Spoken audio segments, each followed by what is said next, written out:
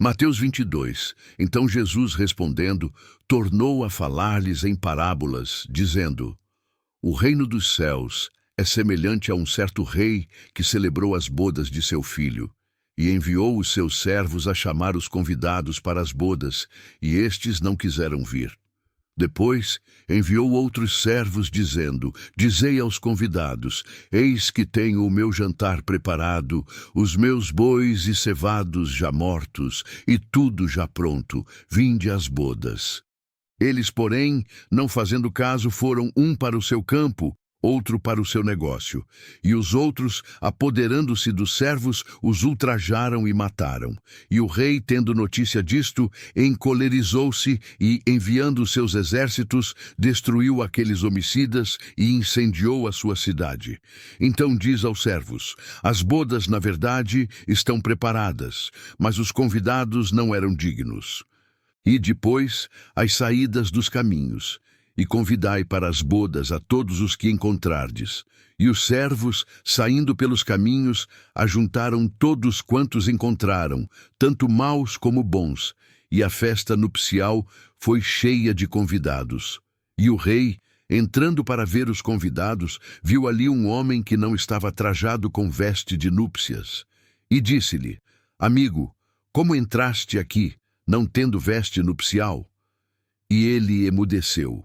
Disse então o rei aos servos: Amarrai-o de pés e mãos, levai-o e lançai-o nas trevas exteriores. Ali haverá pranto e ranger de dentes, porque muitos são chamados, mas poucos escolhidos.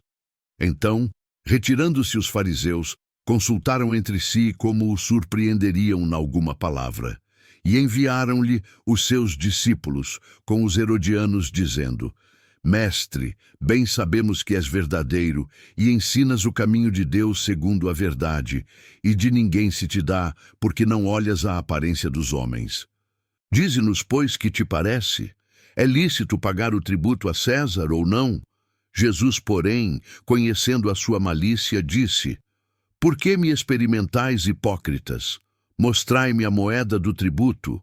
E eles lhe apresentaram um dinheiro, e ele diz-lhes: De quem é esta efígie e esta inscrição?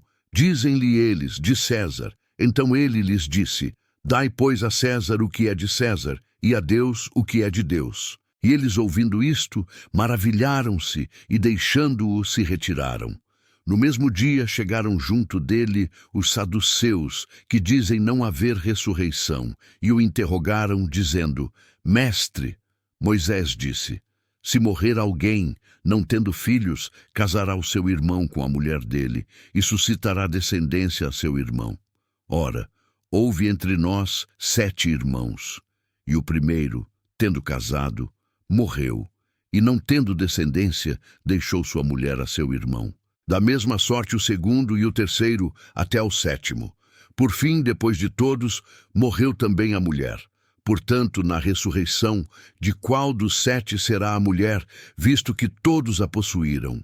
Jesus, porém, respondendo, disse-lhes: Errais, não conhecendo as Escrituras, nem o poder de Deus. Porque na ressurreição nem casam nem são dados em casamento, mas serão como os anjos de Deus no céu. E acerca da ressurreição dos mortos, não tendes lido o que Deus vos declarou, dizendo: Eu sou o Deus de Abraão, o Deus de Isaque e o Deus de Jacó? Ora, Deus não é Deus dos mortos, mas dos vivos. E as multidões, ouvindo isto, ficaram maravilhadas da sua doutrina.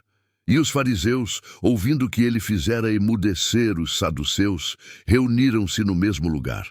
E um deles, doutor da lei, interrogou-o para o experimentar, dizendo: Mestre, qual é o grande mandamento na lei? E Jesus disse-lhe: Amarás o Senhor teu Deus de todo o teu coração, e de toda a tua alma, e de todo o teu pensamento. Este é o primeiro e grande mandamento. E o segundo, semelhante a este, é: Amarás o teu próximo como a ti mesmo. Destes 2 mandamentos dependem toda a lei e os profetas.